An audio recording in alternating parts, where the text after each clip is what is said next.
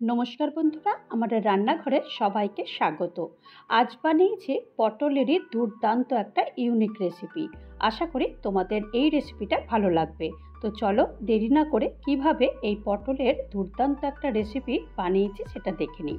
প্রথমেই আমি এখানে 300 গ্রাম মতো পটল নিয়ে নিয়েছি। পটলটা প্রথমেই আমি পিলার দিয়ে এটাকে ছাড়িয়ে নেব। আর ছাড়ানোটা কীরকম ছাড়াতে হবে সেটা একবার দেখিয়ে দিচ্ছি। তো ওই একটু একটু করে খোসা যাতে থাকে সেই রকম ভাবে এটাকে ছাড়িয়ে নিতে হবে। তো এইভাবেই পটলগুলোকে আমি সব ছাড়িয়ে নিয়েছি। পটল তো ছাড়ানো হয়ে গেছে, আর এখন পটলের দুদিকটাও কেটে নিয়েছি। দুদিকটা কাটার পরও এই এক দিকটায় চাকু দিয়ে একটুখানি চিড়ে দিচ্ছি, যাতে করে পটল যখন রান্না হবে তখন পটলের মধ্যে সমস্ত মশলাটাই বেশ সুন্দরভাবে ঢুকে যাবে, আর খেতেও দুর্দান্ত হবে, স্বাদও আরও বেশি হবে। তো পটলের এইগুলো সব পটলগুলোকে এরকম চাকু দিয়ে সব এরকম কেটে কেটে দিচ্ছি। কাটা হয়ে গেছে, আর এখন স্বাদ মতো নুন দিয়ে দিয়েছি, আর হাফ চামচ আমি হলুদ গুঁড়ো দিয়ে দিয়েছি। দিয়ে পটলগুলোকে ভালো করে হাত দিয়ে একটু মাখিয়ে নিচ্ছি। মাখানোর পর তারপরে এগুলোকে ভেজে নেব। আমি এখন গ্যাসে কড়াই বসিয়ে দিয়েছি, আর 1/4 কাপ আমি তেল গরম করতে দিয়ে দিয়েছি। রান্নাটা আমি সাদা তেল দিয়ে করব, আর কেউ কেউ চাইলে সর্ষের তেলেও এই রান্নাটা করে নিতে পারে। তেলটা গরম হয়ে যাওয়ার পর আমি এখানে সব পটলগুলো দিয়ে দেব। পটলগুলো দিয়ে দেওয়ার পর তারপরে এইরকমভাবে ভেজে নেব। তো ভাজাটা একদম কিন্তু বেশ ভালো করেই ভেজে নেব। বেশ লাল লাল মতন যখন পটলগুলো হয়ে যাবে তখন পটল তুলে নেব। তো ততক্ষণ পর্যন্ত, যতক্ষণ লাল না হয় ততক্ষণ পর্যন্ত এই রকম উল্টে পাল্টে করে পটলগুলো ভেজে নেব। ঢাকনা দেব না, ঢাকনা দিলে পটলের মধ্যে অনেকটা সময় জল বেরিয়ে যায়। তো সেই কারণে ঢাকনা দেব না, ঢাকনা না দিয়েই পটলগুলো এইভাবে ভেজে নেব। দেখো পটল কিন্তু লাল হয়ে গেছে, আর আমি এখন পটলগুলো সব তুলে নেব। তো চলো একটা মশলা তৈরি করব। একটা বোল নিয়ে নিয়েছি, আর এখন এখানে 1 চামচ আদা বাটা নিয়েছি, হাফ চামচ লাল লঙ্কার গুঁড়ো নিয়েছি, 1 চামচ আমি কাশ্মীরি লাল লঙ্কার গুঁড়ো নিয়েছি, 1 চামচ জিরের গুঁড়ো নিয়েছি, আর হাফ চামচ হলুদের গুঁড়ো নিয়েছি। সামান্য জল দিয়েছি, জল দিয়ে এই মশলাটা তৈরি করে নেব।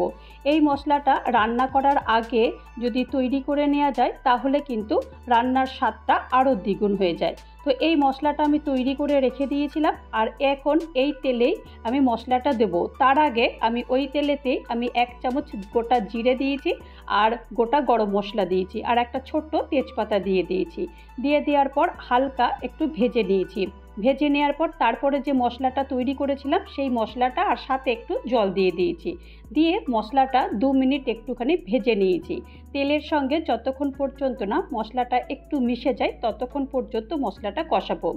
এরই ফাঁকে আমি একটা মিক্সিং জার নিয়ে আমি 5-6টা কাজু নিয়েছি, আর 2 টেবিল চামচ মতো আমি টক দই নিয়েছি। এটা একসঙ্গে এটাকে পেস্ট করে নেব। একসঙ্গে পেস্ট করলে কিন্তু পেস্টটা বেশ সুন্দর হয়। তো এই পেস্টটাই এখন আমি এই মশলাতে দিয়ে দেব। মশলাতে দিয়ে দেওয়ার পর আরেকবার ভালো করে মশলাটা কষিয়ে নেব। একদম সুন্দরভাবে মশলাটা কষাতে হবে, আর কষাতে কষাতে তেলটা বেরিয়ে যাবে। আর দেখো বেশ সুন্দর একটা মশলার কালারটাও সুন্দর এসেছে। আর একটুখানি জল দিয়ে দিলাম, কারণ মশলার মধ্যে তো একটু জল দিইনি। এইটুকু জল দিয়ে মশলাটা ভালো করে এটাকে কষিয়ে নিতে হবে। আর এখন স্বাদ মতো নুন দিয়ে দেব। নুন দেওয়ার পরও আরেকবার ভালো করে মশলাটা কষাবো। কষানোর পর একদম যখন তেলটা বেরিয়ে আসবে তখন আমি বাকি উপকরণগুলো দেব। তো ততক্ষণ পর্যন্ত এইটাকে ভালো করে একটু কষিয়ে নেব।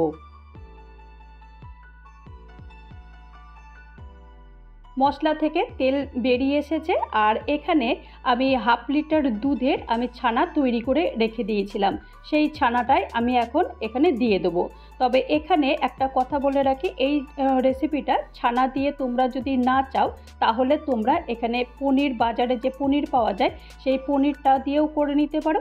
পনিরটা আনলে তাহলে ওটাকে গ্রেট করে এরকম করে দিতে পারো।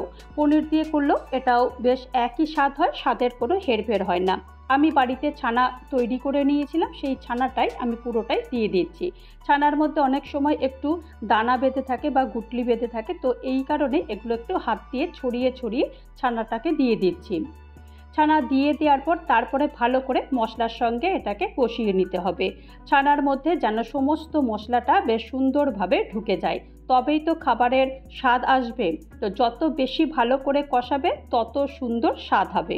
তো সেই কারণে মশলার সঙ্গে ছানার সঙ্গে একদম সুন্দরভাবে এটাকে কষিয়ে দিয়েছি।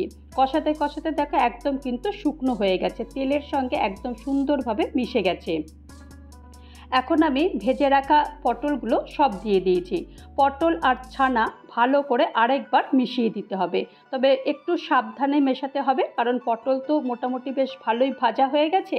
তো সেই কারণে পটল যেন না ভেঙে যায়, তো সেই দিকে একটু খেয়াল রাখতে হবে। পটল আর ভালো করে ছানার সঙ্গে মিশিয়ে দেওয়ার পর আমি হাফ চামচ মতো চিনি দিয়েছি। এই রান্নাটায় আমি বলবো অবশ্যই একটু চিনি দিতে হবে। চিনি দিলে তবেই কিন্তু এই রান্নাটার স্বাদ হবে। কারণ অনেক সময় আমি বলে থাকি যে তোমরা তোমাদের স্বাদ অনুযায়ী দিও, বা তোমাদের ইচ্ছা হলে স্কিপ করতে পারো, কিন্তু আমি বলবো এই রান্নাটায় অবশ্যই যেন একটু চিনি দিও। তো মশলাটা কষে গেছে, তেলটাও বেশ বেরিয়ে গেছে। তেলটা বেরোনোর পর আমি এখানে জলটা অ্যাড করব। অবশ্যই গরম জল অ্যাড করব, কারণ একটু স্পেশাল রান্নাতে সবসময় একটু গরম জল অ্যাড করলে রান্নাটা কিন্তু বেশ সুন্দর হয়। জলটা তবে তোমরা তোমাদের পরিমাণ অনুযায়ী দিও, তবে এই রান্নাটা কিন্তু একদম ঝোল হবে না, একটু মাখো মতো হবে। সেই কারণে জলের পরিমাণটা একটু কম দিলেই ভালো হয়। আমি এখানে 1 কাপের একটু কম জল দিয়েছি। তো এই জলটা দিয়ে একটু নেড়ে চেড়ে দিয়েছি, আর এখন ঢাকনাটা বন্ধ করে দেবো। তবে বেশিক্ষণ ঢাকনা বন্ধ করব না, কারণ মোটামুটি তো পটল ভাজা ভালোই হয়ে গেছে। তো আমি 10 মিনিট মতো ঢাকনাটা দিয়ে রেখেছিলাম। তো 10 মিনিট পর ঢাকনাটা খুলে তোমাদেরকে দেখাচ্ছি। কালারটা তোমরা দেখো কতটা সুন্দর এসেছে। এখনই বেশ লোভনীয় লাগছে না? পটল তো সেদ্ধ হয়েই গেছে। আমি আগেই বলেছিলাম পটল সেদ্ধ হতে খুব একটা বেশি সময় নেবে না। এখন আমি হাফ চামচ গরম মশলার গুঁড়ো দিয়েছি, আর হাফ চামচ ঘি দিয়েছি। ঘিটা বেশি দিইনি, কারণ এমনিতেই প্রচণ্ড গরম পড়েছে। গরমের মধ্যে ঘি তেল এসব একটু কম খাওয়াই ভালো। সেই কারণে এখানে হাফ চামচ ঘি দিয়েছি। আর ঘিটা এই কারণেই দিলাম, যেহেতু একটু নিরামিষ রান্না, একটু ঘিটা না দিলেও আবার ভালোও লাগে না। তো দেখো আমার তো সব রান্নাই পুরো কমপ্লিট হয়ে গেল। এটাকে এখন ঠান্ডা করব। চলো ঠান্ডা করার পর তারপরে সার্ভ করে দেখাচ্ছি রান্নাটা শেষমেশ কেমন হলো। তো দেখো আমি তো একটা বোলের মধ্যে এটাকে সার্ভ করে দিচ্ছি। তবে এই রান্নাটা কিন্তু নিরামিষের দিনে এত সুন্দর খেতে লাগবে, এটা তো ভাতের সঙ্গেও ভালো লাগবে, এমনকি রুটি লুচি পরোটার সঙ্গেও দুর্দান্ত লাগবে। তো তৈরি হয়ে গেল আমার পটল ছানার কালিয়া। এই পটল ছানার কালিয়া যদি তোমাদের কারোর ভালো লাগে তাহলে অবশ্যই একটা লাইক দিও, আর পারলে আমার চ্যানেলটা সাবস্ক্রাইব করে আমার পাশে থেকো। ভালো থেকো, নমস্কার।